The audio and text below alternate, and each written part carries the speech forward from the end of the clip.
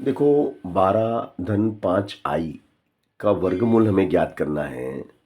तो हमने माना कि इसका वर्गमूल है x प्लस वाई आई। यहाँ पर x और y के मान हमें निकालना है, तो हम दोनों पक्षों का वर्ग करेंगे और दोनों पक्षों का वर्ग करने पर क्या होगा देखिएगा। अब आप यह लिखिए, आप यह लिखो, आप दोनों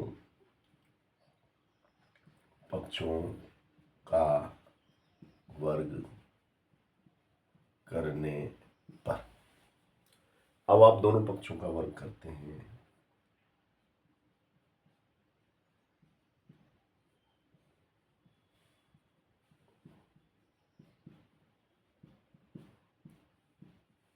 ठीक है, तो यहाँ पे सूत्र लग जाता है आपका a प्लस बी का whole square A square plus B square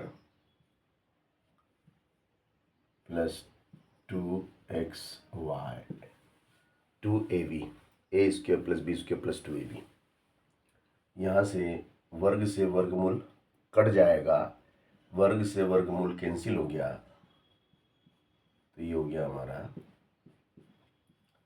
x square. देखो आई स्क्वायर क्या होता है, अगर हम इसको अलग अलग करें तो ये क्या हो गया वाई स्क्वायर आई स्क्वायर, है ना। अब यहाँ आई स्क्वायर का मान कितना होता है देखिएगा, क्योंकि आई स्क्वायर इज इक्वल टू -1 होता है, तो आई स्क्वायर की जगह तो -1 आ जाएगा।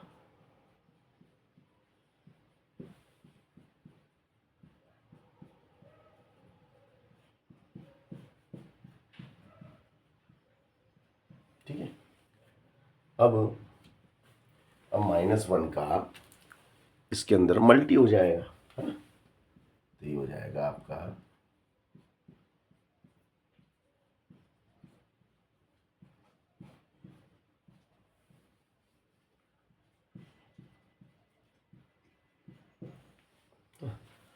अब हम क्या करेंगे, संगत पदों की तुलना करेंगे। क्या करेंगे भैया, संगत पदों की तुलना करने पर, है ना, जो भी इसके संगत पद हैं उनकी हम तुलना कर लेंगे।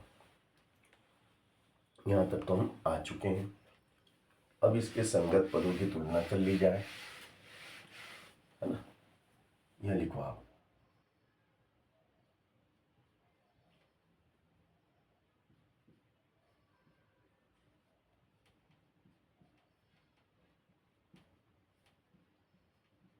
संगत पदों की तुलना से x square minus y square बराबर 12, x square minus y square बराबर तो हो गया 12, समीकरण 1। फिर 2xy बराबर 5, 2x देखो आई वाला ये आई वाला ये 2xy बराबर 5,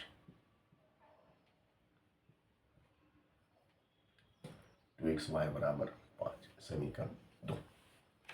यहाँ तक हम आ चुके हैं, ठीक है ना। तो इसकी आगे की कहानी देखिएगा अब आप।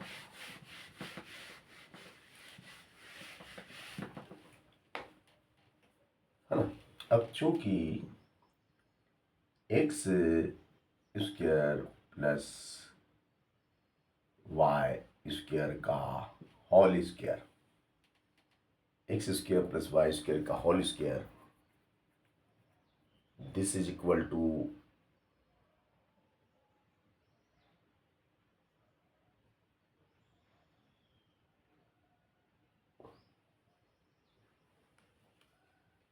यहाँ पर हम इसको समीकरण 2 नहीं देते हैं, इसका वर्ग कर लो दोनों पक्षों का, है ना। इसका भी वर्ग करो और इसका भी वर्ग करो, तो इसका करते हैं,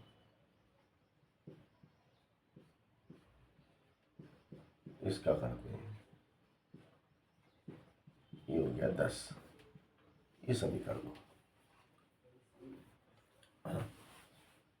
तो ये हो जाएगा आपका x square plus y square का whole square, x square plus y square का whole square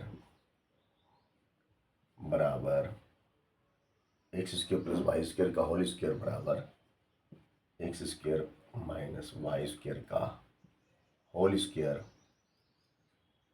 minus plus 4x square y square. यहाँ से आइए कि स्टेप चलते हैं अपन। X square plus y square का whole square, x square plus y square का होल स्क्वायर है ना,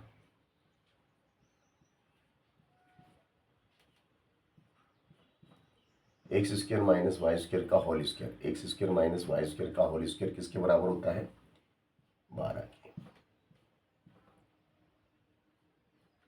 plus 4 x square plus y square is 10, तो यहाँ आ जाएगा 10, है ना। तो ये हो गया आपका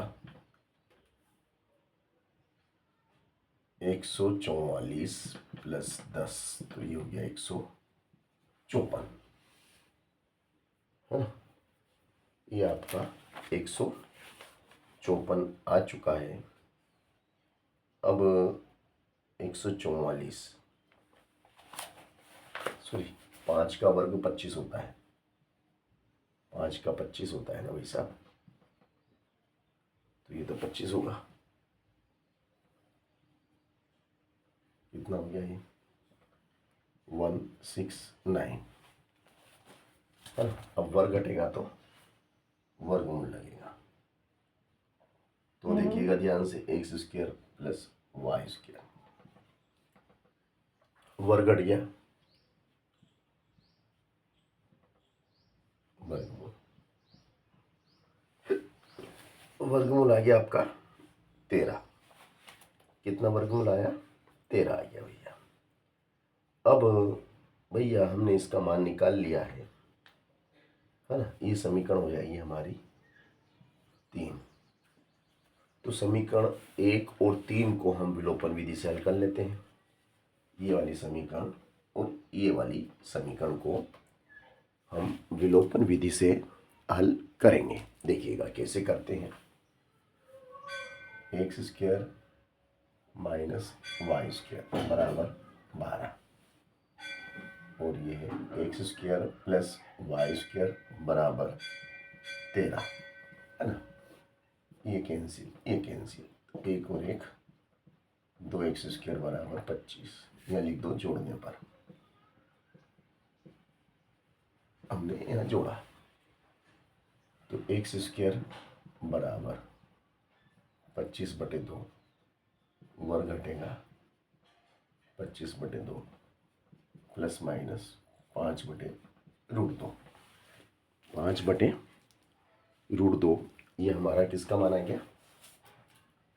एक्स का मान हमने निकाल लिया भैया, एक्स का मान हुआ प्लस माइनस 5/√2।